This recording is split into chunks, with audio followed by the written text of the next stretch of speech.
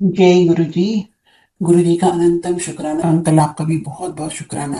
और आई हुई संगत को प्रणाम। देखिए, मैं गुरु जी से 2001 में जाना शुरू किया था। 25 ईयर्स हो रहे हैं और आज तक मैं गुरु जी से कनेक्टेड हूँ। ये गुरु जी की कृपा है हम पे। और ये सबसे बड़ी कृपा है जो गुरु जी ने आज तक हमको अपने आप से जोड़ के रखा है। मैंने जाना शुरू किया था 2001 में, जब मैं फर्स्ट टाइम गुरु जी के पास गई थी। तो एक प्रेम सिंह अंकल है, वो हमको लेके गए थे। और जब हम गए सत्संग में जाके बैठ गए और बाद में लंगर खाया। जब मैं आज्ञा लेने के लिए गई गुरुजी के पास, तो गुरुजी ने कहा थर्सडे आएंगे। सॉरी, हम गए थे थर्सडे को। गुरुजी ने, हाँ हाँ जी, गुरुजी ने कहा थर्सडे आए। तो मैंने कहा गुरुजी हम थर्सडे नहीं आ सकते। तो उन्होंने कहा क्यों? मैंने कहा गुरुजी हम तो वैष्णो देवी जा रहे हैं, हमारी ऑलरेडी बुकिंग थी। तो गुरुजी ने कहा फिर यहाँ क्या करने आई है, वहीं चली जा। और देखिए, जो गुरुजी ने बोला, हमने सोचा नहीं कि गुरुजी ने किस लिए मना किया, पर हमने सोचा चलो महापुरुष ने मना कर दी तो नहीं जाते। आज तक हम गए ही नहीं कभी भी उसके बाद से। लेकिन हमने वैष्णो देवी नहीं गए और उसके बाद गुरुजी के पास जाते रहे। बाद में मुझे समझ में आई कि गुरुजी चाहते थे कि हम फर्स्ट डे सरेंडर कर दें। क्योंकि देखिए, मुझे गुरुजी ने बहुत प्यार से समझाया और ये सब मुझे बाद में समझ में आया कि गुरुजी कहते थे कि अगर आप मेरे पास आ गए हो तो कहीं जाने की जरूरत नहीं है। जब आप गुरुजी को फर्स्ट टाइम माथा टेकते हो तो गुरुजी आपका चार्ट ले लेते हैं, सारा फ्यूचर आपका गुरुजी प्लान करते हैं उसके बाद। तो आपको कहीं भी जाने की जरूरत नहीं। गुरुजी कहते थे एक में एनर्जी लगाओ सारी। और देखिए, जब मैं जाती थी गुरुजी ने मुझे रिचुअलिस्टिक पूजाएं सारी छुड़वा दी थी। मैं बहुत पहले शिव पुराण पढ़ती थी, दुर्गा चालीसा पढ़ती थी, बहुत सारी चीजें करती थी, दुर्गा स्तुति पढ़ती थी, सब कुछ पढ़ती थी। लेकिन मुझे कुछ समझ में नहीं आता था क्योंकि दुर्गा चालीसा मेरी संस्कृत में थी और मुझे किसी ने मार्क करके दे दिया था। मैंने एक स्वामी से भी पूछा था कि भाई जो मैं पूजा करती हूँ मेरे को समझ में नहीं आता फर्स्ट लाइन का फर्स्ट वर्ड भी। इसे जो आप करते रहो। कैंसर की मेडिसिन जैसे पेशेंट को नहीं पता होता कि मेडिसिन में क्या है, लेकिन डॉक्टर को पता है जो मेडिसिन दे रहा है। ऐसे पूजा ऑलवेज वर्क्स। बोले पूजा कर, जो आप करते हो वही करते रहो। और वो सब करके ही हम गुरु जी तक पहुंचे हैं। किसी जन्म में हमें कृष्ण भगवान की पूजा की होगी, हमने इस जन्म में भी की, हम सब ने की है। कृष्ण भगवान की भी की है हमने, राम जी की भी की है, देवी माँ की भी की है। तो हम अपनी फाइनल डेस्टिनेशन पे हैं, क्योंकि जितने भी देवी देवता हैं सब शिव जी से आए हैं। तो ऐसा नहीं है कि हम गुरु जी के पास आ गए और सब गुरु जी के अलावा कोई किसी की प्रे नहीं करेंगे तो नाराज हो जाएंगे। उन्होंने ही हमको अपने आशीर्वाद से गुरु जी को इससे मिलवाया है। और इसीलिए उन सबका भी बहुत बहुत थैंक यू। अब वो रिचुअलिस्टिक पूजाएं मैं नहीं करती, लेकिन मैं हमेशा, मेरा जो मंदिर पुराना था वो वहीं पे है। और देवी माँ की फोटो भी अभी हमने हटाई नहीं। इसका मतलब ये नहीं कि हम उसकी रिस्पेक्ट नहीं करते। हम माथा तो टेक के सिर्फ ये बोलते हैं थैंक यू देवी माँ, आपने गुरु जी तक पहुंचा दिया। लेकिन अब वो पाठ वाठ हम नहीं करते, क्योंकि पाठ वाठ करके कभी भगवान नहीं मिलते। तो गुरु जी हमेशा कहते थे कि एक में ध्यान लगाओ, सारी एक में एनर्जी लगाओ। अगर देखिए, अगर शिवरात्रि है तो ऐसा नहीं कि वृंदावन में कृष्ण भगवान के मंदिर में कृष्ण भगवान की अपने शिव जी की पूजा होगी, या वैष्णो देवी में भी 12 महीने देवी माँ की पूजा होती है। ये नहीं है कि भाई शिवरात्रि आई तो देवी की माँ छोड़ के वहां पे शिव जी का कीर्तन होगा। ऐसे ही अब हम गुरु जी के पास आ गए तो हमको गुरु जी के पास ही रहना है, पीछे मुड़ के नहीं देखना। और वो जो गुरु जी कहते थे अब हमको वही करना है। तो पर हमने तब कुछ सोचा नहीं था, तो हम बस जाते रहते थे, बैठे रहते थे। और जब मैं जाती थी तो गुरु जी हमेशा कहते थे आ गई ये वैष्णो देवी वाली। 2 साल तक मुझे गुरु जी बोलते थे आ गई वैष्णो देवी वाली। तो मैं थोड़ा डरती भी थी, गुरु जी से पीछे जाके बैठ जाती थी कॉर्नर में। लेकिन मैं, गुरु जी के पास सब कुछ ना कुछ लेने के लिए आते हैं। तो मेरी बेटी को भी मुझे गुरु जी से ठीक करवाना था क्योंकि उसको वाइट पैचिस थे, पर मैंने कहा नहीं। इनफैक्ट सच बात तो ये है कि गुरु जी ने मेरा माइंड ब्लॉक कर दिया। गुरु जी मुझे ये बात कभी कहने ही नहीं दी, मैं कभी गुरु जी को कह ही नहीं पाई कि गुरु जी ये प्रॉब्लम है। लेकिन 2 साल जब बीत गए, जब गुरु जी के पास जाते जाते मुझे बहुत अच्छा लगता था, मैं जाके बैठी रहती थी।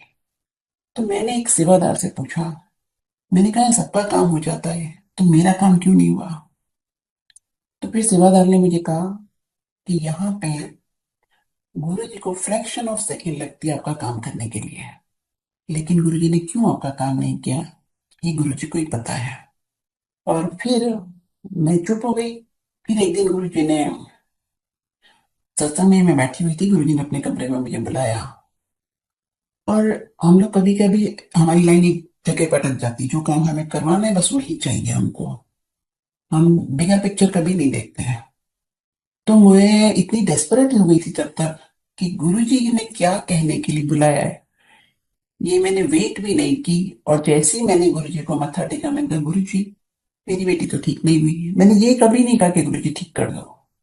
तो गुरुजी ने कहा ये तो ठीक हो ही जाएगा। बट वो सेंटेंस इनकम्प्लीट लग रहा था। और गुरुजी, मुझे बाद में समझ आई कि गुरुजी कह रहे थे अभी तो बहुत कुछ ठीक होना है। तो जब आप गुरुजी के पास आ जाते हो, गुरुजी ओवरऑल चीजें ठीक कर देते हैं सटल वे में, आपको पता भी नहीं लगा, आपको टोटली ट्रांसफॉर्म कर देंगे गुरुजी। और आपको समझ में भी नहीं आए। गुरुजी ने मेरे लिए बहुत कुछ किया यार। 6 साल गुरुजी फिजिकली रहे। 2007 तक मैं गई हूँ गुरुजी के पास, लास्ट डेज तक। लेकिन गुरुजी ने मेरा काम नहीं किया। और फिर मुझे एक दिन, फिर मैंने किसी से पूछा, उन्होंने कहा गुरुजी को जिसको अपने पास रखना होता है उनका काम मैं सबसे बाद में करता हूँ।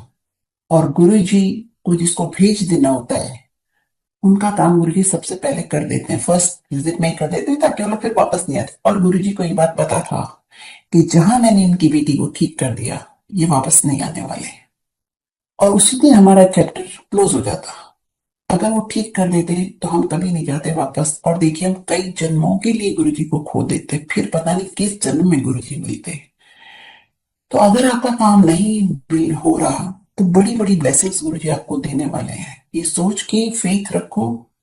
और मेरी बेटी भी 2009 में जब हमने सत्संग स्टार्ट किया, तब शुरू ठीक होना शुरू हुई, 10 में अपने आप ठीक हो गई, पूरी 90% ठीक हो गई, बिना मेडिसिन के। उसने कभी कोई मेडिसिन नहीं ली। बस आप आते रहो, सत्संग अटेंड करते रहो, लंगर खाते रहो, बट पूरे फेथ के कि ये आपकी मेडिसिन है। अगर आप बात करते करते लंगर खाते हो या लेफ्ट राइट बात करते रहते हो, तो फिर वो इतना इफेक्ट नहीं होता उस लंगर का, क्योंकि आप फिर खाने की तरह खा रहे हो। और बेस्ट होता है कि आजकल जो घरों में सत्संग होते हैं उनमें एक एज तक आप लंगर बना सकते हो, फिजिकल सेवा एक एज तक कर सकते हो, उसके बाद नहीं कर पाते हैं। तो जब हेल्पर्स लंगर बनाते हैं या कभी कभी बहुत संगत होती है, केटरिंग होती है, तो आपको हमेशा लंगर मंत्र जाप करते करते खाना चाहिए, तो प्रसाद बन जाएगा।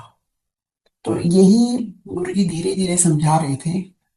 जब भी मैं गुरुजी के पास जाती थी, तो गुरुजी मुझे, बैठी रहती थी मैं बस। और गुरुजी को पता था कि मेरे बच्चों से तो मैं फ्री थी, मेरी छोटी बेटी भी पढ़ने चली गई थी और बड़ी मेरी दिल्ली में पढ़ रही थी। तो गुरुजी मुझे रात तक बिठा के रखते थे और रात को हमेशा कुछ ना कुछ कहते रहते थे। तो एक दिन गुरुजी ने मुझे कहा शाम की चाय के साथ चना खाना चाहिए और बेल का जूस पिया कर। पिया कर इसका मतलब वो मेरे लिए है। बट मुझे बाद में पता चला कि बेल का जूस उन लोगों के लिए होता है जिनकी बॉडी हीट ज्यादा होता है, जिनका बीपी हाई रहता है। लेकिन जिनका बीपी लो रहता है उनको नहीं पीना चाहिए बेल का जूस। और फिर गुरु जी कह रहे थे हफ्ते में एक बार जो दूध जलेबी खाता है उसको कभी कोई बड़ी बीमारी नहीं लगती। तो संगत जी, हफ्ते में एक बार अगर आपको शुगर है तो भी छोटे ग्लास में, मेडिसिन की तरह के गुरुजी ने कहा है, इसलिए छोटे ग्लास में अगर बड़ी जलेबी तो आधी, और बहुत छोटी पतली जलेबी है तो पूरी जलेबी डाल के हम खा सकते हैं। अमेरिकन साइज ग्लास में खाओगे और 2-4 जलेबी खाओगे, इसका मतलब आप मिठाई एंजॉय कर रहे हो। तो अगर मेडिसिन की तरह खाओगे, तो गुरुजी ने मुझे डायरेक्टली कहा था कि कभी कोई बड़ी बीमारी नहीं लगती। प्लस गुरुजी ने मुझे कहा था एक दिन कि banana is gold in the morning, silver in the afternoon and poison in the evening. तो शाम के टाइम बनाना नहीं खाना चाहिए। और उन्होंने ये भी कहा था, क्योंकि हम कहीं जाते थे तो हमेशा जब लंगर बच जाता है तो आप डिस्ट्रीब्यूट कर देते हो। तो हम कभी आते थे लेके कहीं से प्रसाद, तो हम नेक्स्ट डे गर्म करके खाते थे। तो मैंने खुद ही गुरुजी से पूछा था, मैंने कहा गुरुजी, लंगर गर्म करना चाहिए? तो गुरुजी ने कहा नहीं, लंगर गर्म नहीं करना चाहिए। इसका मतलब कि जब आपको प्रसाद मिलता है घर ले जाने के लिए, तो नेक्स्ट डे या तो रात को, गर्मी है तो फ्रिज में रख दो, बट सुबह रूम टेम्परेचर पे लेके आओ। मॉर्निंग में ही फ्रिज से निकाल दो, जब रूम टेम्परेचर पे आओ आ जाता है, तो बिना गर्म किए खाते हो तो प्रसाद है, अगर गर्म करके खाते हो तो आप खाना खा रहे हो। तो इसलिए ये आपके ऊपर डिपेंड करता है कि आपने कैसे खाना है। और ऐसे गुरुजी मुझे बहुत बातें समझाते रहते थे। जब भी मैं जाती थी तो मुझे कहते थे शुरू शुरू में ही, अपनी कुड़ियां का ब्याह करके जल्दी फारिग हो जा, अपनी कुड़ियां, दोनों कुड़ियां का ब्याह करके जल्दी फारिग हो जा। और मैं हमेशा कहती थी कि गुरुजी आप कराओगे तो होएगा, आप कराओगे तो होएगा। मैंने गुरुजी को कभी भी नहीं कहा कि हाँ ये है वो है, कभी नहीं। अंकल भी कभी कभी मुझे कहते थे कि लड़कियां बड़ी हो रही गुरुजी के पास बैठी रहती हो, गुरुजी से कहो शादी कराएं। तो मैंने कहा देखना गुरुजी करवाएंगे। मैंने मुझे कभी कहने की भी जरूरत नहीं पड़ी, खुद ही बोलते थे। जैसे मैं एंटर होती थी कहते दो दो कुड़ियां तो ब्याह करके फारिग हो जा। तो और मैं भी स्टैंडर्ड रिप्लाई देती थी गुरुजी को कि गुरुजी आप कराओगे तो होगा।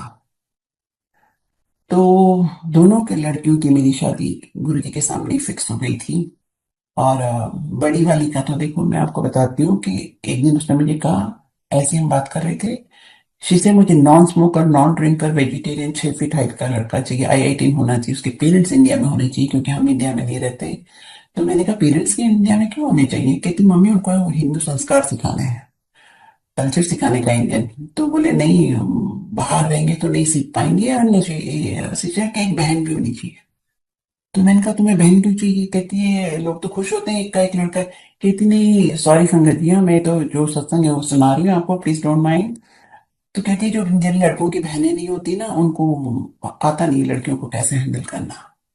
तो मैंने कहा फिर तुम्हारी बैठी है। फिर गुरुजी ने जो लड़का दिलवाया, ऐसे ही 2005 में मुझे गुरुजी ने कहा कि तेरी लड़की कुड़ी कितने साल की हो गई? मैंने कहा गुरुजी 25 साल की। तो कहते हैं इसका तो ब्याह हो जाना चाहिए। तो मैंने कहा हाँ जी आप कराओगे तो हो जाएगा। कहते हैं कि एक 5.25 ग्राम का कल ओम का पेंडेंट लेके आ। तो हम 5.25 ग्राम का नेक्स्ट डे ओम का पेंडेंट बनवा के लेके गए। और वो नॉन संगत डे था, मंडे था। गुरुजी ने अपने सिंहासन पे बैठ के ओपन पेंडेंट ब्लेस किया। और फिर कहा थर्सडे पहना देना इसको, बोलो थर्सडे पहन लेगी। तो उसने थर्सडे पहन लिया। और 15 डे एक लड़का के लिए उसने मुझे पूछा, मैं दिल्ली में थी, और उसने पूछा कि मम्मी एक लड़का ऐसे मुझे डिनर पे इनवाइट कर रहा है, मैं जाऊं? क्योंकि मैंने बच्चों को सिखा के रखा था कि किसी को होप दे के मत छोड़ देना, ग्रुप में जाना पर ऐसे हर लड़के के साथ 1 to 1 मत घूमना। तो बोली वो मुझे लगता है कि मुझे इंटरेस्टेड है वो लड़का मेरे में, तो मैं जाऊं, अच्छा लड़का है। तो मैंने कहा अच्छा मैं शाम को गुरुजी के उससे पूछूंगी आज। जब मैं गुरुजी के पास गई, मैंने कहा गुरुजी वो मेरी लड़की ने एक लड़के के लिए पूछ रही थी। तो गुरुजी ने ऐसे आईज ऊपर करके देखा और फिर मुझे कहते हैं जा तेरी लड़की की शादी उसी लड़के के साथ होगी। तो मैंने कहा गुरुजी फोटो लो। कहता नहीं मैंने सब कुछ देख लिया।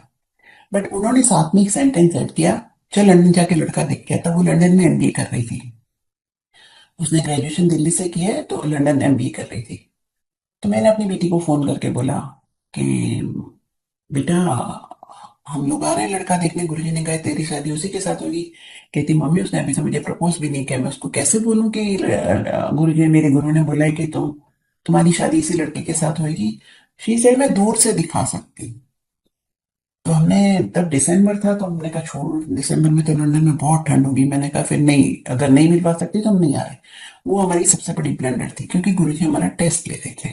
गुरुजी ऐसे छोटे छोटे टेस्ट लेते थे और हमने ऐसे बहुत सारे टेस्ट फेल किए, तो हम नहीं गए। ऐसे ही गुरुजी ने मेरी बेटी की भी शादी से पहले 2 टेस्ट दिए थे। एक दिन एक लड़का आया, वो भी फर्स्ट तो मेरा ही टेस्ट दिया था। और उसके पेरेंट्स मिनिस्टर थे उसके फादर, उसकी मदर भी साथ में खड़ी थी, बीच में एक लड़का खड़ा था और वो MBA था। मैं गुरुजी के पास बैठी थी तो गुरुजी ने मुझे देख के कहा, मेरी तरफ देख के, अपनी कुड़ी का ब्याह कर दे इस लड़के से। और वो लड़का एकदम स्केलेटन जैसा लड़का था, 5 फीट का। और मेरी बेटी 5'7" है। तो फिजिकल मैच नहीं था उस लड़के का। तो मैं गुरुजी की बात सुन के बहुत ज्यादा अपसेट हो गई। मैंने कहा ये क्या बोल रहे हैं गुरुजी, मेरी ना बेटी मानेगी इस लड़के से शादी करने के लिए और ना मेरे अंकल मानेंगे। तो मैं बहुत अपसेट हो गई और बैठी थी। अब गुरुजी उठे अपने सिंहासन पे और मुझे एक सेंटेंस बोल के गए कि बैठी रही, मैं अभी आया। और मैं चली गई सामने, क्योंकि सामने की साइड पे वहां पे प्रेम सिंह अंकल बैठे थे, वही हमको लेके गए थे। मैं पूरी संगत में उनके अलावा किसी को नहीं जानती थी। तो मैंने कहा अंकल, गुरुजी बोले उस लड़के से शादी कर दो। बताओ कैसे करूं? अंकल नहीं मानेंगे और मेरी बेटी भी नहीं मानेगी। तो वो एकदम गुस्सा होके बोले जब गुरुजी ने कहा तो कर दो। इतना सुन के मैं वापस आके अपनी जगह पे बैठ गई। और इमीडिएटली गुरुजी अपने रूम से अंदर आए और बैठ गए राज सिंहासन पे। और एकदम से मुझे कहते हैं लड़का नहीं पसंद? कोई बात नहीं, लड़की तो और बहुत है। और ऐसी ही मेरी एक बेटी, बड़ी वाली बेटी गुरुजी के पास बैठी थी। और एक लड़का चल के आया सामने से। उसके सर पे बाल नहीं थे।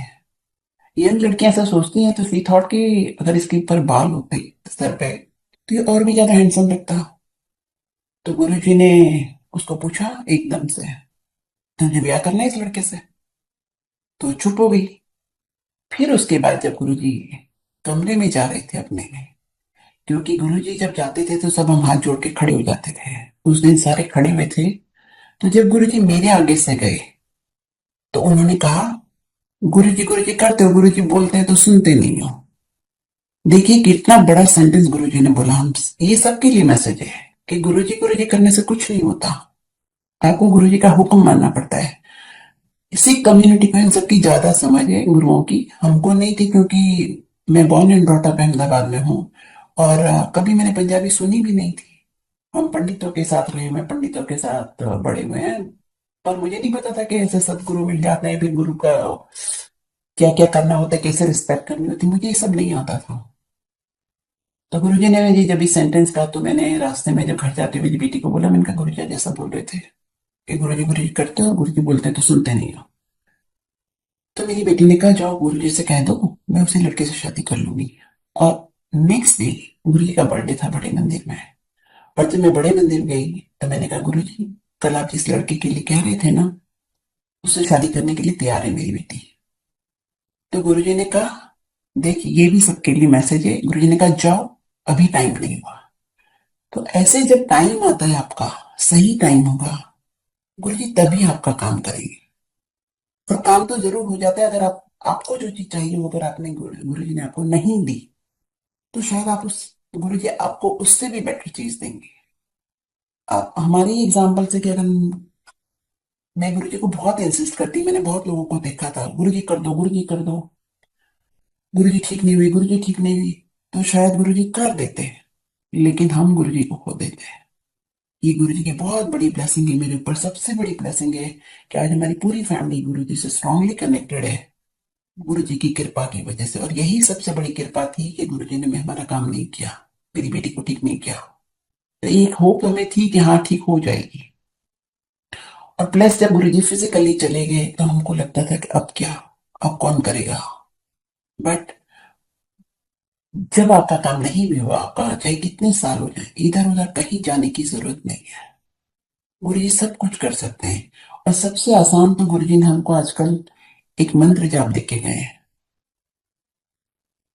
रामायण में भी लिखा है, कलयुग केवल नाम आधारा, सिमर सिमर कर उतरे उतारा। और हर शब्द में भी हम लोग सुनते हैं कि नाम जपना चाहिए, नाम जपना चाहिए। तो हमको सिर्फ और सिर्फ नाम जपना चाहिए। तो मुझे भी किसी ने कहा कि आप, जब मेरी छोटी बेटी की शादी हुई ऐसे, तो गुरुजी जब दोनों मेरी बेटियां जाती थी गुरुजी के सामने, तो मुझे गुरुजी हमेशा कहते थे छोटी को देख के, इसका ब्याह जल्दी कर, इसका ब्याह जल्दी कर। और गुरुजी जब वो एंटर होती थी, हम चारों एक साथ एंटर होते थे, मेरी दोनों बेटियां, मैं और अंकल। तो गुरुजी अपना हाथ मेरी छोटी के आगे बढ़ा देते थे और उसके साथ हैंडशेक करते थे। तो हमें समझ नहीं आता था कि हम तीनों देखते थे कि गुरुजी उसके साथ हैंडशेक कर रहे हैं, वो बहुत ब्लेस्ड है। तो उसको देख के मुझे, उसका एक 6 साल बॉयफ्रेंड था 6 साल से, तो गुरुजी ने हमें कहा था कि भाई इसकी शादी जल्दी करो, इसकी शादी जल्दी करो। जब भी हम जाते थे कहते थे इसकी शादी जल्दी से करते हैं। और यहाँ तक कि गुरुजी आपको हर प्रॉब्लम से बचाना चाहते हैं, लेकिन जब हम कॉपरेट नहीं करते तो फिर हमारे लिए मुश्किल हो जाती है। और एक टाइम के बाद गुरुजी भी हमारी हेल्प नहीं कर सकते। तो गुरुजी ने उस दिन कहा कि आ, जब हमने, काफी टाइम बीत गया और हमने शादी का डिसाइड नहीं किया कि उसकी शादी करनी है, तो फिर एक दिन गुरुजी ने मेरी बेटी को चरण सेवा दी। अपने चरण दबाने के बहाने उन्होंने अपने पास बिठाया और मेरी बेटी को कहा कि तू भाग के शादी कर ले। गुरुजी हमेशा कहते थे मैं प्रैक्टिकल करूँ, क्योंकि गुरुजी को दिख गया था कि अब उसका टाइम खराब शुरू होने वाला है। सही टाइम पे सब कुछ सही होता है।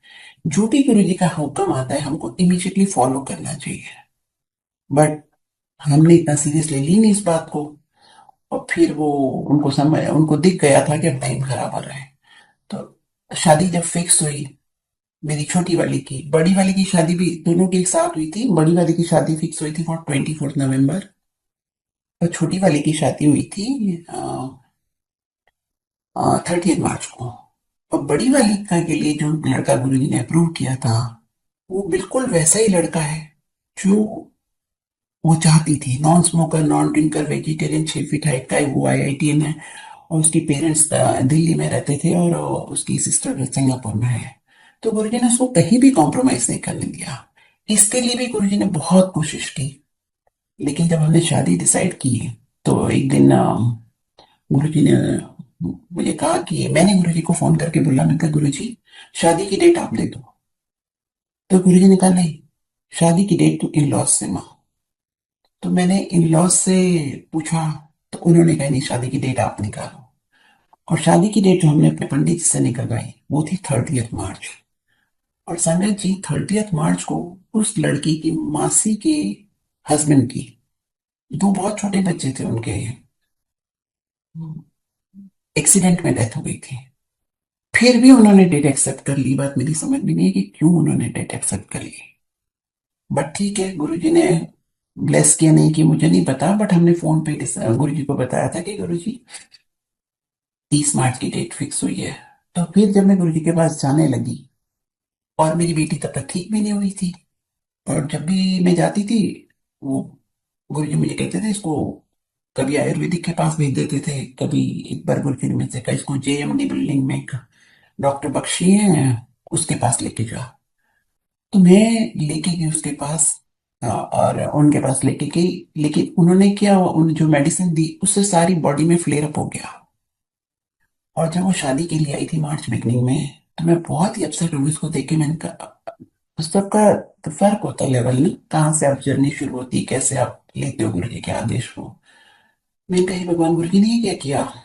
बट मैंने गुरु जी को ही नहीं कहा ठीक कर दो, गुरु जी बहुत बढ़ गया है। जब मैं गई गुरु जी के पास नेक्स्ट डे अपनी बेटी को लेके सत्संग में, मैंने कहा गुरु जी बहुत बढ़ गया, तो गुरु जी का नवा कलश लेके आओ। तो मैंने कहा ठीक है, मैं कल ले आती हूँ नवा कलश। गुरु जी का कल नहीं, शादी के बाद लेके आना। तो मैंने कहा ठीक है। और मैं शॉर्ट में बता रही हूँ कि वो शादी नहीं चली। पहले गुरु जी ने मुझे कहा था मैं शादी में आऊंगा, लेकिन जब उनको दिख गया कि टाइम चेंज हो गया है, तो मैं गुरु जी से बहुत फ्रीली बात करती थी, क्योंकि बहुत रेगुलर जाती थी गुरु जी के पास। किसी को नहीं पता था कि मैं दिल्ली में नहीं रहती।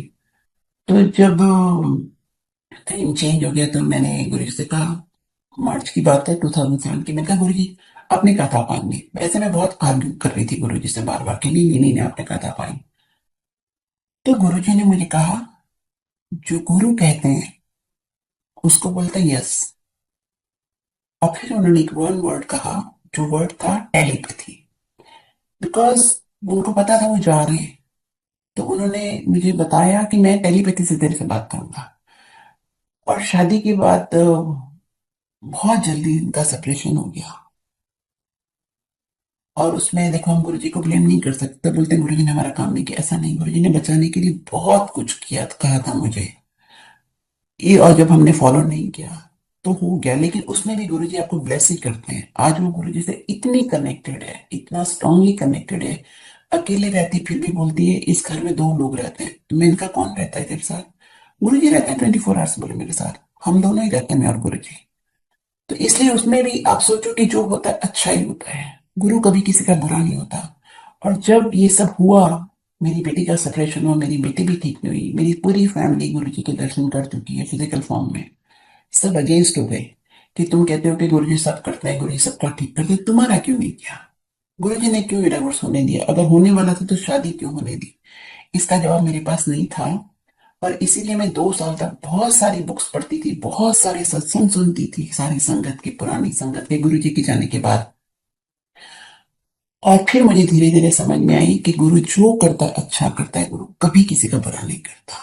और धीरे धीरे मुझे ये भी समझ में आई कि जो गुरु जी करते हैं फॉर द लार्जर गुड होता है, वो बहुत ही अच्छा होता है। गुरु जी ने मुझे एक आशीर्वाद दिया था जब गुरु जी फिजिकल फॉर्म में बैठते थे। क्योंकि मुझे गुरु जी की बातें समझ नहीं आती थी, क्योंकि हमने इमेजिन भी नहीं किया था कि गुरु जी ऐसे फिजिकल फॉर्म में से कभी चले जाएंगे या छोड़ देंगे। गुरु जी तो इतने यंग थे, हमें लगता था हमारी लाइफ तक, टाइम तक तो गुरु जी रहेंगे ही रहेंगे। और मैं तो बहुत खुश रहती थी कि गुरु जी ने शादियां फिक्स करवा दी, तो अब शादियां हो जाएंगी, उसके बाद मैं रोज गुरु जी के पास आ पाऊंगी। लेकिन ऐसा तो एक दिन भी नहीं आया। तो मुझे एक दिन गुरुजी ने कहा था, मैंने कहा गुरुजी चलो हमारे साथ जहां हम रहते हैं। तो गुरुजी ने कहा मैं बाहर नहीं जाता, तो जहाज भर भर के लोगों को यहाँ लेके आता। सॉरी। तो गुरुजी ने कहा तू जहाज भर भर के लोगों को यहाँ लेके आ। तो मुझे समझ नहीं आया कि मैं कैसे जहाज भर भर के यहाँ लेके आऊंगी लोगों को।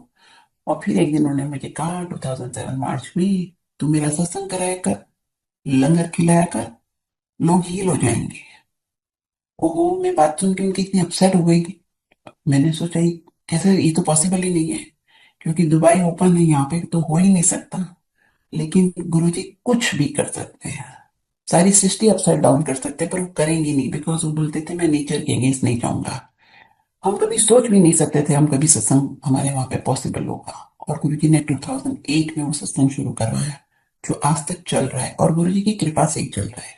वो सत्संग गुरुजी चला रहे हैं। जो भी सत्संग जहां भी चल रहा है, सब सत्संग के होस्ट गुरुजी हैं। सेवादार तो सिर्फ हम हैं। सेवादार तो चेंज हो जाएंगे अगर आप सेवा ठीक से नहीं करोगे। गुरुजी को सेवादार चेंज करने में एक मिनट भी नहीं लगती। इसलिए जो भी सत्संग कराता है, जैसा गुरुजी चाहते थे वैसा सत्संग कराना चाहिए। मुझे कहना चाहिए नहीं पता, सॉरी गुरुजी और सॉरी संगत जी। लेकिन आजकल जो सत्संग हो रहे हैं उसमें गुरुजी की सत्संग एक मेडिटेशन क्लास की तरह है, जिसमें नर्सरी के बच्चे भी होते हैं और पीएचडी स्टूडेंट्स भी होते हैं। पिन ड्रॉप साइलेंस रहना चाहिए। आजकल इतना शुरू हो गया है कि पहले सेवादार आएंगे, फिर पानी आए, जल प्रसाद आएगा, फिर वो चाय या प्रसाद आता है, फिर वो लेने आते हैं, फिर स्नैक्स होते हैं। किसी भी मंदिर में ऐसा नहीं मिलता। हमारे गुरुजी इतने कृपालु थे कि उन्होंने एक चाय प्रसाद दे दिया, अब लोगों ने सब कुछ शुरू कर दिया। तो साइलेंस वहां पे है ही नहीं, आपका ध्यान नहीं लगता कभी भी। आधा 1.5 घंटे के सत्संग में 30-40 मिनट तो इसी में निकल जाते हैं। तो ये ध्यान लगाना बहुत मुश्किल होता है। और गुरुजी के टाइम पे सब लोग वर्किंग होते थे, तो पर आ जाते थे। वो एक दिन मैं 8:30 बजे एंटर हुई गुरुजी के सत्संग में। तो गुरुजी ने मुझे हाथ का इशारा दिख के बोला, वहीं रुक जाओ, आगे मत आना, इतनी देर से आगे कुछ नहीं होता। और संगत जी, मैं उस दिन गुरुजी ने मुझे माथा भी नहीं टेकने दिया, और मैं वहीं पे बैठ गई जहाँ पे खड़ी थी। जैसे ही मुझे गुरुजी ने देखा था वहीं पे एम्पायर स्टेट के स्टेप्स के पास। तो संगत जी, आपको फुल ब्लेसिंग्स चाहिए तो एक ओमकार स्टार्ट होने से पहले पहुंचना चाहिए हमेशा। ये नहीं कि गुरुजी आपका वेट कर रहे हैं। गुरुजी थोड़ी ना आपका वेट करेंगे। आपको जैसे प्राइम मिनिस्टर की मीटिंग में जाने से लगता है कि कहीं कैंसिल नहीं हो जाए, आप 1 घंटे पहले जाके बैठ जाते हैं। आपको हमेशा एक ओमकार स्टार्ट होने से पहले जाना चाहिए। ट्रैफिक में 5-10 मिनट लेट हो जाते हैं तो कोई बात नहीं, लेकिन कोशिश तो पूरी करनी चाहिए कि आप टाइम से पहुंचो। और ये मैं नहीं कहूंगी स्नैक्स बंद होने चाहिए कि नहीं होना चाहिए, पर हर सेवादार की रिस्पॉन्सिबिलिटी है कि वो क्वालिटी सत्संग कराए जिसमें सब संगत गुरु जी से कनेक्ट हो। गुरु जी किसी किसी को बोलते थे ना ब्लेसिंग्स ऑलवेज, सबको नहीं बोलते थे, क्योंकि ब्लेसिंग्स डिजर्व करनी पड़ती है। ऐसे गुरु जी बांटेंगे ना ब्लेसिंग्स तो फिर सब मिसयूज करेंगे उसका, गुरु जी की पावर का। तो इसलिए आपका ध्यान हमेशा गुरुजी में होना चाहिए। गुरुजी भक्ति सिखाने आए थे, गुरुजी हमारी स्पिरिचुअल ग्रोथ के लिए। अपने काम तो हमारे गुरुजी वैसे ही कर देते हैं, काम कराने की तो कोई फिक्र नहीं हो, जब टाइम आएगा कर ही देंगे। गुरुजी कहते थे एक आता है फैमिली से, उसको उसको ब्लेसिंग्स मिलती है, उसके थ्रू सारी फैमिली को ब्लेसिंग्स मिलती है। मैंने हम लोग शुरू में गुरुजी के पास जाना शुरू किया। गुरुजी ने मेरी मदर को घर से बुलाया। मुझे एक दिन कहा 2004 में अपनी माँ को बुला के लेके आ। मेरी मदर अहमदाबाद में रहती थी। तो मैंने कहा गुरुजी मेरी माँ नहीं आ सकती। तो बोले क्यों? मैंने कहा मैं खाना नहीं बनाती घर में, क्योंकि हम दोनों ही रहते थे तो जरूरत नहीं पड़ती थी, क्लब से मंगवा लेते थे, और शाम को तो गुरुजी के पास आते थे। तो मैंने कहा वो बाहर का खाना नहीं खा सकती, क्योंकि वो 80s में थी, अर्ली 80s में। तो गुरुजी ने कहा खाना मैं खिलाऊंगा तेरी माँ को, चल बुला के ला अपनी माँ को। फिर मैंने अपनी मदर को बुलाया। वो एक जिस दिन फर्स्ट डे कहीं गुरुजी ने कहा 1 महीना इसको यहीं पे रख। मेरी मदर 1 महीना रही, और गुरुजी ने उनको इतना ब्लेस किया। मेरी मदर सारी उम्र कभी डिलीवरी के अलावा हॉस्पिटल नहीं गई। तो उनको एक डर था अंदर से कि मेरी डेथ जब होगी तो किस बीमारी से होगी। उनको लगता था कि कोई ना कोई बीमारी जरूर होती है इनमें। भगवान की इतनी कृपा रही गुरु जी की कि वो 87 में उनकी डेथ हुई है, 2011 में। और वो गुरु जी से मिली थी 2004 में। बट वो रात को तो सोई तब उनको पता ही नहीं था कि वो इस दुनिया से जा रही है। यही कितनी बड़ी ब्लेसिंग है। तो ब्लेसिंग्स आपको इमीडिएटली नहीं दिखाई देंगी, जिस दिन से आप आए हो ब्लेसिंग्स तो स्टार्ट हो जाती गुरु जी की। तो वो बहुत पीसफुली इस दुनिया से चली गई। ऐसी मेरे फादर की डेथ हुई थी, सिरोसिस ऑफ लीवर था उनको। 2009 में हुई थी उनकी डेथ। और नहीं सॉरी, 1990 में हुई थी। कितने साल हो गए। जब उनकी डेथ हुई तो हमको बहुत ही दुख होता था, बड़ी पेनफुल डेथ थी उनकी। गुरुजी के पास मैं 6 साल गई हूँ। गुरुजी मेरा माइंड इतना ब्लैंक करके रखते थे कि कभी कोई क्वेश्चन मेरे दिमाग में नहीं आता था। सिर्फ एक 2015 में जब अपने ही घर में सत्संग में बैठी हुई थी, तो मैंने मुझे उनका एकदम से याद आ गई और मेरी आंखें बंद थी। और मैंने फिर भी गुरुजी को ही नहीं कहा कि गुरुजी उनको ब्लेस करो। मैंने कहा, अपने फादर को ही कहा, मैंने कहा जहां भी हो, अब आप गुरुजी से कनेक्ट हो जाओ तो गुरुजी आपका इस जन्म में कल्याण कर देंगे। और सेम विजन में मैंने देखा, नेक्स्ट मोमेंट मैंने देखा कि मेरे फादर जमीन पे बैठे हुए नीज पे, उनके दोनों हाथ जुड़े हुए हैं, और वो गुरुजी को माथा टेक के उनके उन्होंने सर उठाया था। तो गुरुजी ने मुझे दिखा दिया कि तेरे फादर मेरे पास है। तो वो जो गए हैं वो भी ब्लेस हो जाते हैं, और जो आने वाले हैं वो भी ब्लेस हो जाते हैं। जो अगली जनरेशन आएगी आपके थ्रू, आपके घर में ग्रैंड चिल्ड्रन आ रहे हैं, बच्चे आ रहे हैं, वो सब ब्लेस्ड हैं। हम तो गुरुजी से कनेक्ट हुए तब आई वाज 45। अब जो नए नए बच्चे, संगत के बच्चे हैं, वो तो शुरू से ही कनेक्टेड है गुरुजी से। शुरू से ही सत्संग सुनते हुए आ रहे हैं बच्चे, न्यू बॉर्न बेबीज कितने उनके घरों में सत्संग होते हैं।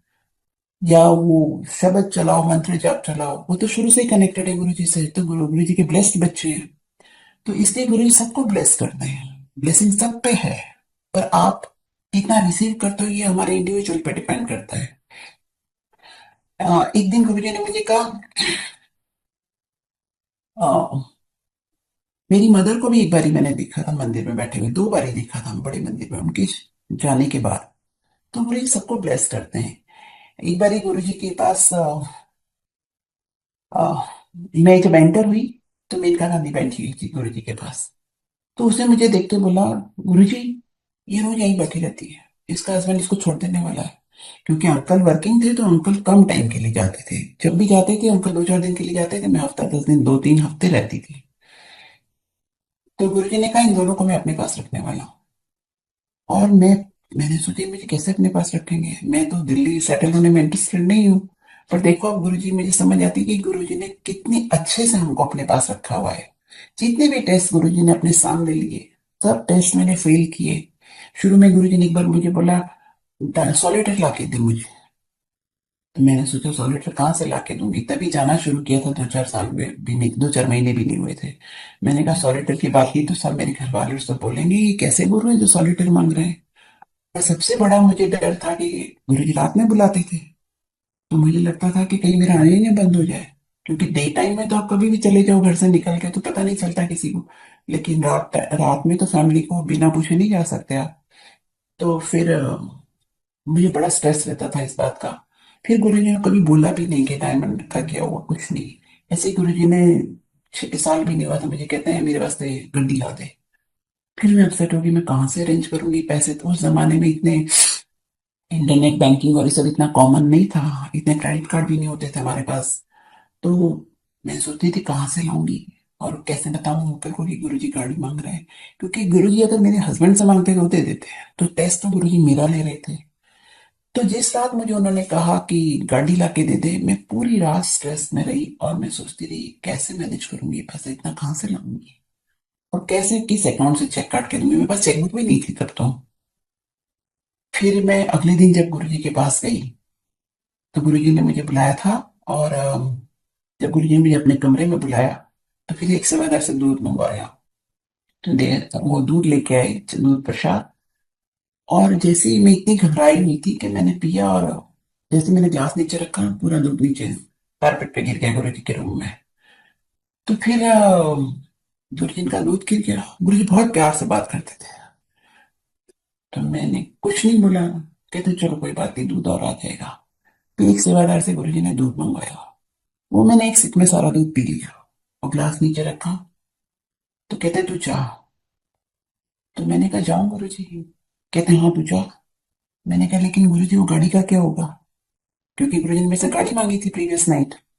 तो गुरुजी ने कहा जा तेरी श्रद्धा पास हो गई। गुरुजी को किसी से कुछ भी नहीं चाहिए। सब कुछ सबके पास गुरुजी का ही दिया हुआ है। गुरुजी ऐसे छोटे छोटे टेस्ट लेते थे कि हम आना तो बंद नहीं कर देते। तो मैंने तो काफी टेस्ट भी लिखे हैं। तो एक बार ये क्या हुआ, गुरुजी ने मुझे कहा कि मेरी बेटी की शादी थी। मुझे गुरुजी ने कहा कि मैंने कहा गुरुजी मैं अहमदाबाद जा रही हूँ। हम पूछते नहीं थे गुरुजी से कभी। ये सब हमने बाद में सीखा कि गुरु हर काम गुरुजी से पूछ के करना चाहिए। तो हमने तो कभी कुछ पूछा नहीं। थर्सडे फ्राइडे सैटरडे संडे सत्संग होता था। मंडे ट्यूसडे वेडनेसडे हम कहीं भी चले जाते थे दिल्ली से, कभी अपनी माँ से मिलने, कभी कहीं कभी कहीं। तो मैंने पता नहीं क्यों उस बारी मैंने कह दिया, मैंने कहा गुरुजी मैं अहमदाबाद जा रही हूँ। जैसे तू क्या करेगी अहमदाबाद जाके? तू उनको सबको यहाँ बुला। मैंने कहा गुरुजी कुछ नहीं बोली मैं। फिर मैंने अपनी मदर को कहा कि मैं नहीं आ रही। मेरी मदर ने मुझे कुछ कहा तो मैंने नेक्स्ट डे गुरुजी को बोला गुरुजी मुझे जाना पड़ेगा। अगर आप नहीं सुनोगे तो गुरुजी कुछ नहीं बोलेंगे फिर। तो गुरुजी ने कहा कुछ नहीं बोले गुरुजी। और मैं नेक्स्ट डे अहमदाबाद चली गई। नेक्स्ट अहमदाबाद पहुंची और नेक्स्ट डे सुबह सुबह मैं रात को पहुंची। सुबह सुबह तीन साधु आए मेरे घर में। एक हेल्दी साधु थे जो प्रमुख स्वामी जैसे लग रहे थे, जो स्वामीनारायण के स्वामी थे। एक दूसरे साधु थे, हमारे बरामदे में दो चेयर्स होती दोनों वहां बैठ गए। और एक साधु थे जो खड़े थे। पूरा गुरुजी का स्ट्रक्चर था, सर से पैर तक कवर्ड थे वो। आज तक मैंने कोई हिंदू साधु भी ऐसा नहीं देखा जो सर से पैर तक कवर्ड हो, जिसका ना नील दिखाई दे ना पैर दिखाई दे। पर वो गुरुजी थे मुझे बाद में समझ में आया। वो जैसे ही सामने दरवाजे से एंटर हुए, और फिर मैं जब बाद में मैंने सोचा तो मुझे समझ में आई कि मैं उनके पीछे खड़ी थी। जब आपके घर में कोई आता है तो आप तो सामने खड़े होते हो। पीछे कैसे पहुंची सब मुझे नहीं पता। गुरुजी के लेफ्ट शोल्डर के पीछे थी मैं। तब तो समझ नहीं आई जब गुरुजी आए थे। और जो साधु बैठे हुए थे उन्होंने कहा "आ, गुस्सा मत करना"। संजय जी मुझे गुस्सा बहुत आता था पहले। तो इतना बोला और वो साधु कहाँ चलेगी मुझे आज तक नहीं मैं समझ में आई कि वो कहाँ चलेगी। मैंने जाते हुए भी नहीं देखा। लेकिन देखिए बहुत कुछ होता है जो हम गुरु की आज्ञा नहीं मानते। तो कृष्ण भगवान ने द्रौपदी को बोला था हंसना मत, और दुर्योधन का उसने मजाक उड़ाया था। बहुत हंस रही थी वो उस टाइम। उसने एंड दुर्योधन ने एज एन इंसल्ट लिया, और फिर जो महाभारत हुआ उसी वजह से हुआ, उसका जो वीर हरण हुआ। ऐसे जब मुझे गुरुजी ने डायरेक्ट बोला था गुस्सा मत करना, बट हम इंसान है, हमारे एक दिन में कंट्रोल नहीं होता। तो वो धीरे धीरे धीरे मैं कोशिश करती थी, और मैं बहुत बार जब गुस्सा आता था मैं बोलती थी सॉरी गुरुजी, सॉरी गुरुजी, आ गया, आपने मना किया था पर आ गया। हमारे में अंदर जो कुछ भी नेगेटिविटी है, नेगेटिव क्वालिटीज है, वो हमें धीरे धीरे कम करनी होगी। हमें खुद को एफर्ट करना होगा। हम एफर्ट करेंगे तो गुरु की हेल्प करेंगे। हम एफर्ट ही नहीं करेंगे तो नहीं होगा। फाइनली 2019 में जब मेरे लम्स फेल हो गए, उसके बाद से कभी आज तक मुझे गुस्सा नहीं आता। ये भी गुरु जी की ब्लेसिंग्स है बहुत बड़ी कि अब मुझे कोई गुस्सा नहीं आता। मुझे लगता है सब लोग इंडिविजुअल हैं, सब लोग डिफरेंट हैं, सब लोग डिफरेंट बैकग्राउंड होती है सबकी। तो जिसकी जितनी लिमिटेड अंडरस्टैंडिंग होती है तो गुस्सा नहीं करना चाहिए किसी के ऊपर। इसीलिए मुझे अब गुस्सा नहीं आता। और जब तक हमारे अंदर नेगेटिव क्वालिटीज है तब तक हमारी स्पिरिचुअल प्रोग्रेस नहीं हो सकती। गुरु जी कहते थे नाम जपा करो, डायरेक्ट कनेक्शन बनाओ। डायरेक्ट कनेक्शन सेवा सत्संग सिमरन करके बनता है। आप सेवा थोड़ी कम करोगे तो चलेगा, क्योंकि सेवा भी में फिजिकल लिमिटेशंस होती है। हर आदमी हर तरह की सेवा नहीं कर सकता। मंदिर में हेड्स ऑफ टू सेवादार जो गर्मी में दोपहर से लेकर रात तक खड़े रहते हैं, बारिश में ठंडी में खड़े रहते हैं, पर हर सेवा हर आदमी नहीं कर सकता। एक लिमिटेशन है सबकी। और इसी तरह सत्संग भी सब नहीं करा पाते। जिनके बच्चे छोटे हो नहीं करा पाते, जिनके घर छोटे हैं उनके लिए मुश्किल है, जिनके घर में बड़ी पेरेंट्स है, बड़ी फैमिली, वहां भी मुश्किल है। बट सिमरन हर इंसान कर सकता है। और हर सत्संग में आप सुनो, हर शब्द में आप सुनो कि पाठ किया कर, पाठ किया कर, मंत्र जाप किया कर। जब मैं गुरु जी के पास थी, जाती थी, तो गुरु जी ने एक दिन मुझे कहा था, मैं बैठी थी और गुरु जी साइड बोर्ड पे बैठे थे किचन के पीछे। तो गुरु जी ने कहा एथिया। मैं पहुंच जाती थी 6:30 बजे। जब गुरु जी ने मुझे कहा था देर से आके कुछ नहीं होता, उसके बाद मैं 6:30 बजे ही पहुंच जाती थी। तो शुरू की बात है, जब बहुत कम संगत बैठी हुई थी तो जब मैं गुरु जी के पास गई तो गुरु जी ने कहा सुन, ध्यान से सुन। तो शब्द था, मैंने शब्द की फर्स्ट लाइन तो मुझे याद नहीं रही, शब्द था नाम बीच लो कर्म वाले आयरत बीचने की। लेकिन जब मुझे ध्यान से सुनने के लिए कहा था तो वो लाइन प्ले हो रही थी, अपने बराबर रोज सोना गोल्ड, अपने वेट के इक्वल आप डेली अगर गोल्ड भी दान करो, that is also not equal to Nitnem. तो नितनेम हर संगत को करना, ये गुरु जी मैसेज दे रहे थे। मैंने तो खैर बहुत देर से शुरू किया, क्योंकि जब गुरु जी गए तो हम बहुत परेशान रहते थे, तो गुरु जी चले गए, गुरु जी चले गए, दिन रात टेंशन में रहते थे कि अब क्या होगा। लड़की भी ठीक नहीं हुई, शादी भी टूट गई, अब क्या होगा, बहुत स्ट्रेस में रहते थे, तो मंत्र जाप तो कभी किया ही नहीं। फिर जब मुझे ये पता चला तो एक दिन मैंने अपने पंडित जी को बुलाया अहमदाबाद से, और मैं दिल्ली में थी, मैंने 40 डेज उनको बुला के अपने पास रखा। और 40 डेज इंडिया में जैसे कहते हैं ना, वो पंडितों को बुला के पूजा कराते हैं ना किसी के नाम की, तो ऐसे हमने मेरी बेटी के, छोटी बेटी के नाम से 40 दिन उनको घर में रख के 1.25 लाख मंत्र का जाप कराया, गुरु मंत्र का जाप कराया। तो वो जाप से क्या हुआ, कुछ नहीं हुआ। पाठ खुद करना होता है। ये पुराना जैसे हमारा सब चल रहा है ना, वैसा नहीं है ये। गुरुजी टोटली डिफरेंट तरीके से करते थे सब कुछ। कुछ भी नहीं हुआ। वो पंडित जी होंगे, बनारस के पंडित थे, तो उनको वो, हम जब जाते थे बड़े मंदिर तो उनको ले जाते थे, तो उनको ब्लेसिंग्स मिल गई, शायद उनको गुरुजी ने बुलाना होगा, ब्लेस करना होगा, पर हमारा तो कुछ नहीं हुआ, सब वहीं रहा। तो पाठ खुद करना चाहिए। और शिव पुराण में एक चीज लिखी हुई है कि जन्म से लेकर मृत्यु तक एक ही मंत्र का जाप करना चाहिए। आप एक दिन हनुमान जी का मंत्र जाप करोगे, एक दिन देवी माँ का करोगे, एक दिन राम जी का करोगे, एक दिन कृष्ण भगवान का, तो कुछ नहीं होने वाला। सब साधे कोई ना सदे, एक साधे सब सदे, सब साधे कोई ना सदे। और मंत्र जाप एक ही करना चाहिए। जब आपको गुरु मिल जाता है तो आपको सिर्फ और सिर्फ गुरु मंत्र का जाप करना चाहिए। और फ्यू थाउजेंड्स करने के बाद, पता नहीं कितना नंबर मुझे नहीं पता, बट बहुत आप मंत्र जाप करते हो, उसके बाद वो मंत्र एक्टिवेट होता है, तब आपका डायरेक्ट कनेक्शन गुरु जी से बनता है। और गुरु जी खुश भी इसी से होते हैं। गुरु जी भी खुद भी कहते हैं ना, गुरु जी के अंदर से एक आवाज आती थी, जितने भी साधु संत देखो सब मंत्र जाप करते हैं बाहर के रिचुअल्स तो बिगनिंग में जरूर हम सब रिचुअल्स करते हैं, रिचुअल्स करके ही गुरु जी तक पहुंचे, पर अब हमें मंत्र जाप करना चाहिए जितना ज्यादा हो सके। उसी से हमारी प्रॉब्लम भी सॉल्व होगी, उसी से हमारा कनेक्शन भी बनेगा, और उसी से हमारा गुरु जी से गुरु जी की ब्लेसिंग्स भी हमको सारी मिलेगी। गुरु जी ने मेरा एक नाम चेंज किया था, मेरा नाम कुछ और था। गुरु जी ने मेरा नाम रखा था मीरा, और मुझे एक नया नाम दिया था। मुझे गुरु जी ने एक दिन मुझे अपने पास बुलाया, कहा मैं तेरा नाम मीरा रख देता हूँ।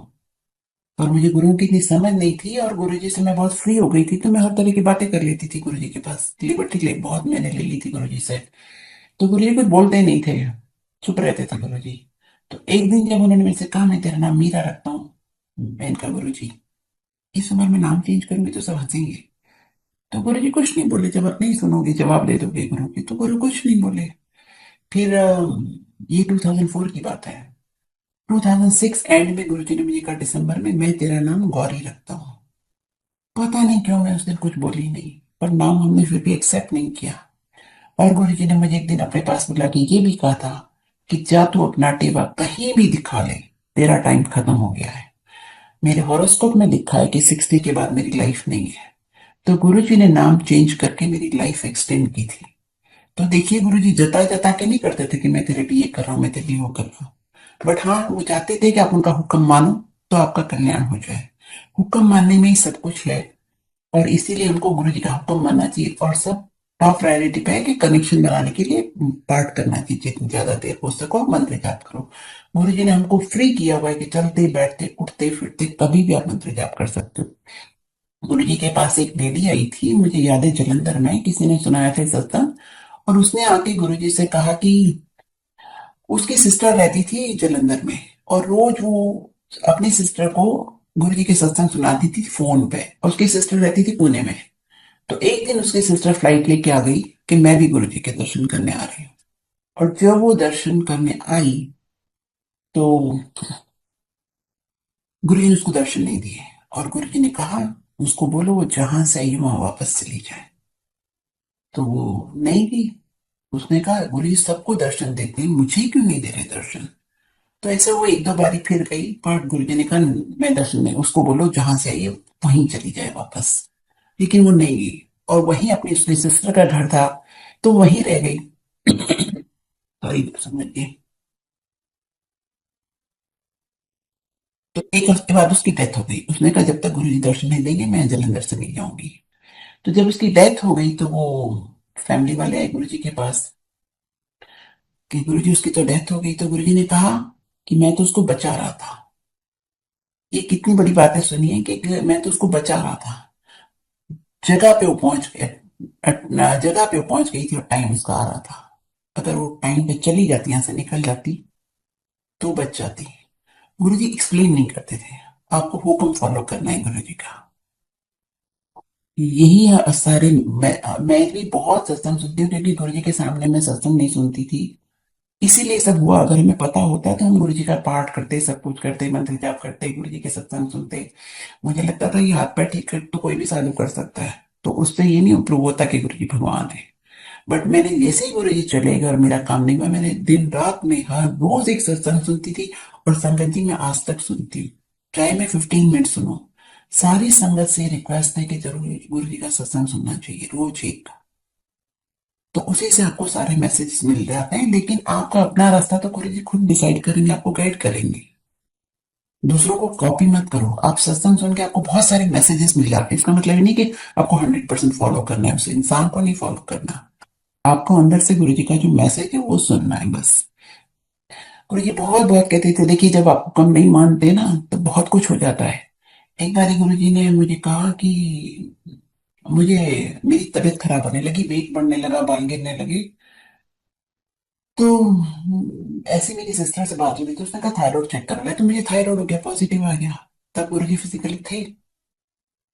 तो मैं गई गुरु जी के पास। सबने कहा थायराइड की मेडिसिन ले लो। मैंने कहा नहीं नहीं, मैं गुरु जी से पूछूंगी। तो ऐसे ही गई, मैंने गुरु जी से बात करती रहती थी बहुत। तो मैंने कहा गुरु जी थायराइड हो गया। तो गुरु जी कहते हैं तेरे को कोई बीमारी नहीं, जा तुझे कोई बीमारी नहीं है। उस दिन के बाद मैंने कभी मेडिसिन नहीं ली। लेकिन जो गुरु जी ने कहा था वो भी हमने नहीं किया पाठ करने के लिए। तो फिर 2015 के अराउंड फिर वही सारे सिम्टम्स आ गए, तो मेरा थायराइड फिर से पॉजिटिव आ गया। गुरु जी के कोई भी आशीर्वाद को फॉर ग्रांटेड नहीं लेना चाहिए। हर मैसेज उनका सीरियस ले लेना चाहिए और सोच समझ के फॉलो करना चाहिए। तो पॉजिटिव आ गया, और फिर थोड़े दिन बाद मेरा ब्लड प्रेशर भी हाई हो गया। तो आज तक 10-12 साल हो गए मुझे, मैं मिनिमम डोज पर थायराइड की भी और बीपी की भी। बट हो गया ना, बाद में कुछ नहीं होता करने से। तो इसलिए आपको जब गुरु जी के पास आ गए तो इतना फेथ होना चाहिए, गुरु जो बोल रहा है वही करना है बस। चाहे दुनिया छोड़ दो, चाहे संसार छूट जाए। कहते हैं ना, मैंने अब मुझे 25 साल में ही रियलाइज हुआ है, 25 ईयर्स हो गए, कि कुछ सर कटा के वो सबर में है ना, सर कटा के भी गुरु मिल जाए तो सस्ता मिल गया समझ लो। कुछ भी प्राइस आप पे करते हो गुरु जी के लिए वो कम नहीं है, कोई ज्यादा नहीं है। हमें समझ नहीं थी गुरु जी की कि गुरु जी क्या है। और गुरु जी हमेशा कहते थे दिल्ली वाले समझते ही नहीं कुछ भी। तो इसलिए आप एक्सपीरियंस से सीखो। और जब मैंने नाम भी नहीं एक्सेप्ट किया, शायद टाइम हो गया, मैं धीरे से बताऊंगी। फिर बार बार गुरु जी मुझे रिमाइंडर भेजते रहते थे कि नाम जपा कर, नाम जपा कर। 2019 में मेरे लंग्स फेल हो गए। और जब लंग्स फेल हो गए थे, उससे पहले मैंने 2-3 ड्रीम देखती थी, तो मुझे लगता था मैं ऐसा ड्रीम क्यों देखती हूँ। एक ड्रीम मुझे मुझे गुरु जी ने दिखाया था कि गायनिक वार्ड में एक बेबी लाके मुझे किसी ने दिया है, और मेरी डिलीवरी हुई है। तो 6 महीने पहले तो मेरी हिस्टेक्टमी हुई थी उस ड्रीम से पहले। तो मैंने सोचा मेरा बेबी कैसे हो सकता है, मेरी तो हिस्टेक्टमी हो गई है। सेकेंड थिंग, अगर मुझे कोई बच्चा देना होता तो गुरु जी 45 में जब गई थी तब देते, 15 साल बाद क्यों देंगे। तो मुझे समझ नहीं आती थी क्यों ड्रा, पर बाद में मुझे समझ, ये ड्रीम मैंने 2-3 बार देखा था कि मेरा ही जब मेरी मैं जब हॉस्पिटलाइज होकर वापस घर आई तो मैं समझ में आया गुरु जी सब मुझे ही दिखा रहे थे कि तेरा ही नया जन्म होने वाला है। प्लस एक दिन गुरु जी ने मुझे ये भी कहा था कि सामान 100 बरस का पल की खबर नहीं। भगवान जी इनको थोड़ा पैसा दे देते हैं ना, वो सारा दिन शॉपिंग में बिजी रहते हैं आधे टाइम। तो वो तो मुझे मुझे फिजिकली थे तब कहा था। और लेकिन जब बीमारी से पहले गुरुजी ने मुझे दिखाया था कि मेरे बेसमेंट में मैं स्ट्रेचर पे लेटी हुई हूँ और मेरी दोनों साइड पे रेक्टेंगुलर मेरी साइज का रेक्टेंगुलर बॉक्सेस हैं, और दोनों में रफ पेपर्स भरे हुए हैं।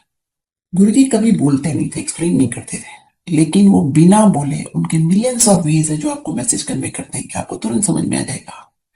तो जब मैंने रफ पेपर्स देखे और आधा box were filled with rough papers और बाकी आधे खाली थे, दोनों रेक्टेंगुलर बॉक्सेस, तो जब मेरे को नींद खुली तो मुझे समझ में आ गया, गुरुजी कह रहे हैं जिंदगी जा रही, तुम लोगों ने कचरा इकट्ठा कर लिया सारी उम्र में। ऐसे हम सब यही करते हैं। इस जो चीजें जरूरत नहीं होती वो भी हमारे घर में होती है, और हम उनको देते भी नहीं किसी को, ला के रख दी, पड़ी सालों से पड़ी ये चीजें। तो ये सब हमें चीजों को बहुत ध्यान रखना चाहिए। 19 में जब मेरे लंग्स फेल हो गए तो मैं 2 महीना हॉस्पिटलाइज थी, आईसीयू में थी। गुरुजी ने मुझे न्यू लाइफ दी, और तब मुझे गुरुजी ने ड्रीम्स दिखा दिखा के, और जब मैं थोड़ी होश में आ गई उसके बाद विजन दिखा दिखा के मुझे ऐसी ट्रेनिंग की गुरुजी ने मेरी। ये बहुत बड़ी कृपा है मेरे ऊपर। गु- जबकि मेरे बचने का कोई चांस नहीं था। मेरे आईसीयू के बाहर रेड स्टिकर लगा हुआ था। रेड स्टिकर का मतलब patient will die any moment. Mentally prepare कर देते हैं वो रिश्तेदारों को। और मेरे लंग्स आर वर्किंग ओनली 30%। 60 पे तो इंसान बचता नहीं, मेरे तो 30% थे। और वो एक लंबी स्टोरी मैं आपको सिर्फ शॉर्ट में सुनाती हूँ। तो वो जब मेरे एक हफ्ते तक मेरे बच्चों को और हस्बैंड को गुरुजी डॉक्टर्स बोलते रहे शी स्टेबल, शी स्टेबल, उनकी डेली 5 मिनट के लिए मीटिंग होती थी। तो एक दिन मेरे बच्चों ने बोला what do mean by stable. तो उन्होंने कहा एक एक्मो पे, मुझे एक्मो मशीन लगी हुई थी, बोले लोग 3 3 हफ्ते निकाल लेते हैं, तुम्हारी मदर का हर बार प्लॉट आ जाता है, और प्लॉट कहीं भी जाके ट्रैप हो सकता है, हार्ट में, ब्रेन में, कहीं भी जा सकता है। तो बोले, और वो 30 सेकेंड्स में चेंज करना होता है सारी ट्यूब्स। तो आप देखो नर्सिस ने कितनी सेवा की, एक गलती वो करते तो खत्म हो जाती सारी कहानी वहीं पे। जिंदा मुझे गुरुजी ने रखा, और बार बार उसके बाद मुझे नर्सिस ने, डॉक्टर्स ने ये भी कहा था कि भाई इसके लिए प्रे मत करो, if she survive she will be on the wheel chair for ever and she will be with the oxygen for ever. गुरु जी की अपार कृपा है कि ना ही मैं ऑक्सीजन पे हूँ और ना ही मैं व्हील चेयर पे हूँ, और मैं बहुत कंफर्टेबली गुरु जी के सत्संग में 2 3 घंटा जमीन पे बैठती हूँ। कोई मेरी बॉडी में डिफेक्ट नहीं, इतनी बड़ी बीमारी के बाद। तो ये सब ब्लेसिंग्स आपको के लिए आपको थोड़ा जो गुरु जी कहते हैं वो करना चाहिए। और मेरे बच्चों को गुरुजी ने दिखाया था। मुझे जो ड्रीम दिखाया था, सबसे पहला ड्रीम था कि मैं एक संगत की घर पे हूँ, और मेरा आईसीयू यूनिट ग्लास यूनिट है, जहाँ चारों तरफ देख सकती हूँ मैं, बट ऐसा ग्लास यूनिट होता नहीं है वैसे रियलिटी में। वॉल्स होती है, आप किसी को नहीं देख सकते। तो वो पुराने टाइप का घर था जिसमें सनलाइट के लिए जगह होती है ना ऊपर से।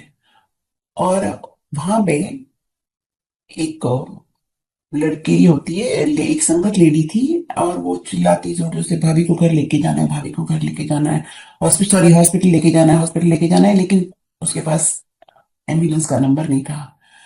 उसके हस्बैंड को फोन करती है, फोन नहीं उठाते, फिर दिखाते हैं कि वो नीचे भाग के जाती है और सारी गाड़ियां रुकने की कोशिश करती है। मैं ड्रीम में ट्रैफिक देख रही हूँ, ये वहां पे कोई रुकता नहीं है। फिर आके फ्रस्ट्रेट होकर वो अपनी स्टेप्स में बैठ जाती है, और स्टेप से बैठ के नेक्स्ट मोमेंट वो चिल्लाना शुरू करती है, देवी माँ आ गई, देवी माँ आ गई। और मैंने देखा देवी माँ चढ़ना शुरू किया उन्होंने ऊपर से, और उनके मैंने एंकल तक पैर देखे। उसके बाद उन्होंने भारतनाट्यम टाइप एक गोल्डन ड्रेस पहनी हुई थी। वो 4 5 स्टेप चढ़ के फिर राइट में उन्होंने टर्न ले लिया, और वो मेरे आई लेवल पे आ गई देवी माँ। और मैंने गुरुजी देवी माँ का अपर हाफ नहीं देखा, देवी माँ का नेवल से नीचे का हिस्सा देखा दर्शन में। और बीच में से एक पिलर जा रहा था बेसमेंट से ऊपर तक, 4 बाय 4 का पिलर जा रहा था वाइट, और मेरे आई लेवल पे गुरु जी का स्वरूप लगा हुआ था। तो मैंने गुरु जी के भी दर्शन किए। और नीचे बेसमेंट में एक अंकल खड़े हुए थे, लाल लेके व्हाइट कपड़े पहन के, और उन्होंने बोला शी हैज टू डाई। मैंने बहुत क्लियरली सुना कि शी हैज टू डाई, और मुझे पूरा टाइम वो याद रहा, ऐसा नहीं कि मैं भूल गई। और एक ड्रीम और दिखाया था गुरुजी ने मुझे कि एक यंग लड़की थी, वो 25-26 ईयर्स की होगी, और विडो थी, और उसके 3 बेटे थे। और एक 5-6 साल का था, एक 2-3 साल का था, और एक जस्ट स्टार्टेड वॉकिंग। तो उसके फादर कहते हैं कि देखो, ये मेरी लड़की विडो है, और ये इसने पढ़ाई नहीं की, ये कभी कॉलेज नहीं गई, ये कमा नहीं सकती, और इसके 3 बच्चे, इसका क्या होगा।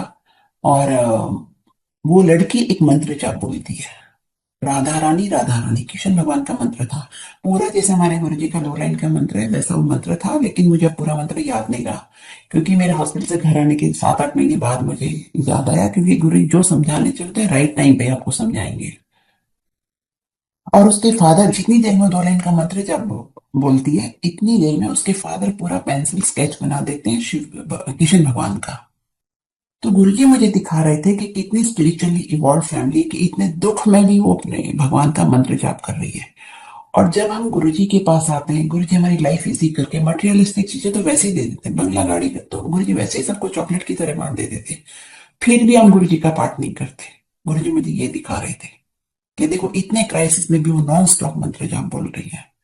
और ये सबके लिए, हम मेरे लिए स्पेशली मैसेज था कि भी ऐसे मंत्र जाप करना चाहिए, चलते फिरते उठते बैठते 24 घंटे मंत्र जाप करना चाहिए। ऑनेस्टली मैं आज तक भी 24 घंटे नहीं, 12 घंटे भी नहीं करती, 6 घंटे भी नहीं करती। बट हाँ, कोशिश करनी चाहिए, थोड़ा थोड़ा करना शुरू करेंगे तो थोड़ा थोड़ा बढ़ जाएगा। ये गुरुजी मुझे सिखा रहे थे। और एक मैंने एक और देखा था ड्रीम के ऊपर, आईसीयू पे मैं, हॉस्पिटल के टेरेस पे मेरा स्ट्रेचर है, स्ट्रेचर पे मैं लेटी हूँ, मेरे सर पे कोई अंकल खड़े हुए हैं, और नीचे की तरफ से स्टेयरकेस जा रहा है, वहां पे एक लेडी डॉक्टर खड़ी थी। ऑलरेडी डॉक्टर ने जोर से चिल्लाया, कौन है कौन है। तो उन्होंने बोला, मैं शिव। फिर वो लेडी डॉक्टर ने बोला कि वो मेरी पेशेंट है। फिर उन्होंने कोई जवाब नहीं दिया। एक दिन मुझे जो गुरुजी ने और दिखाया था कि मेरी मुझे विजिट करने हॉस्पिटल में लेडीज देखने आ रही, रात को 11-12 बजे, और सारी लेडीज पार्टी के कपड़े पहने हुए हैं, और फुल मेकअप में, और कपड़े पहन के आई हुई हैं, और किसी पार्टी से आ रही हैं सारी लेडीज। और मैं देख रही हूँ कि वो अंकल से बातें कर रहे हैं, ओके। और एक मैं एक लेडी को जानती हूँ, वो मेरे आईसीयू के एकदम बाहर स्टूल डाल के बैठी हुई है, ब्लैक साड़ी पहन के, and she is waiting for me to die. ये मैंने क्लियरली ड्रीम में देखा।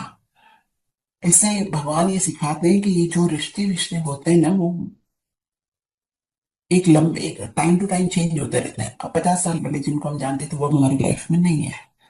गुरु जी तो हमेशा रहेंगे, जन्म जन्म तक रहेंगे, जब तक कि हमारा मोक्ष नहीं हो जाता। तो दुनियादारी जरूर करनी चाहिए, बट प्रायोरिटी हमारे गुरु जी होने चाहिए। हमें सब कुछ पे प्रायोरिटाइज गुरु जी को करना चाहिए, तब गुरु जी की ब्लेसिंग्स आती है। ये तो दुनिया है, चलती रहेगी। और पैसा, पैसे से बहुत ज्यादा मुश्किलें तो नहीं है, अगर आप पैसे को सही तरह से यूज करो। पर पैसे की वजह से आप पूरा 100% फोकस करने में थोड़ा मुश्किल होता है, क्योंकि बाहर डिनर करना, पार्टी करना, इसी में सबका ध्यान रहता है। तो हमको एक फिक्स टाइम का गुरु जी के लिए रोज निकालना चाहिए। चाहे कहते हैं ना, एक घड़ी पाठ करो, आधी घड़ी करो, कहीं से हम शुरुआत करें, फिर गुरु जी हमको गाइड करेंगे। ये ड्रीम मुझे सिर्फ गुरु जी ने इसलिए दिखाया था।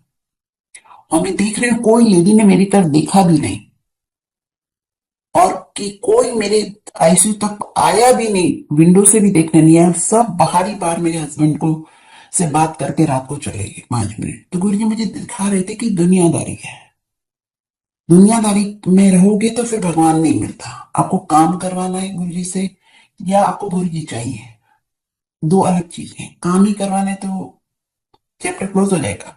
कलयुग में यूं नहीं पता कि आप कब तक इस तरह से करते रहोगे, फिर आपकी जर्नी भी शुरू हो जाएगी। तो हमको प्रायोरिटाइज भगवान को करना चाहिए, गुरु जी को करना है। तब हमें समझ नहीं थी, अब तो हमको सब कुछ समझ है, इतने हम सत्संग सुनते हैं।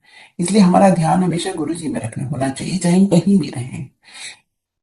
ऐसे एक मुझे सत्संग गुरु जी ने और दिखाया था कि एक मेरे साइड वाले आईसीयू में ग्लास यूनिट है, पर उस दिन भी ग्लास था, पर ग्लास नहीं होता, मैं जैसे बता रही हूँ, ये तो सिर्फ ड्रीम दिखाया था गुरुजी मुझे।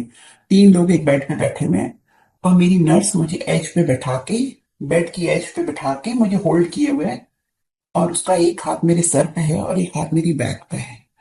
और उसने मुझे इशारे से बोला कि राइट साइड पे देखो, तो मैंने राइट साइड पे देखा। तो मुझे उस सीन को देख के हाँ या ना बोलना था। अगर मैं हाँ बोलूँ तो मेरी जिंदगी खराब हो जाती है, मेरी लाइफ में डिजास्टर आ जाएगा। तो मैंने हाँ ना कुछ नहीं बोला, मैंने जस्ट फेस टर्न कर लिया अपना। और जैसे ही मैंने नर्स की तरफ फेस किया, वो मलयाली नर्स थी, उसने मुझे टाइटली हग किया और मुझे बोला कि आपके गुरु ने आपको बचा लिया। ये उसने हिंदी में एक सेंटेंस बोला, आपके गुरु ने आपको बचा लिया। गुरुजी बहुत कुछ आपके लिए करते हैं जो आपको पता भी नहीं चलता, गुरुजी जताते नहीं है। गुरुजी ने मुझे कहाँ से निकाला है, ये सिर्फ मैं जानती हूँ। और वो कहते हैं ना, एक्सप्लेन करना भी मुश्किल होता है कभी कभी।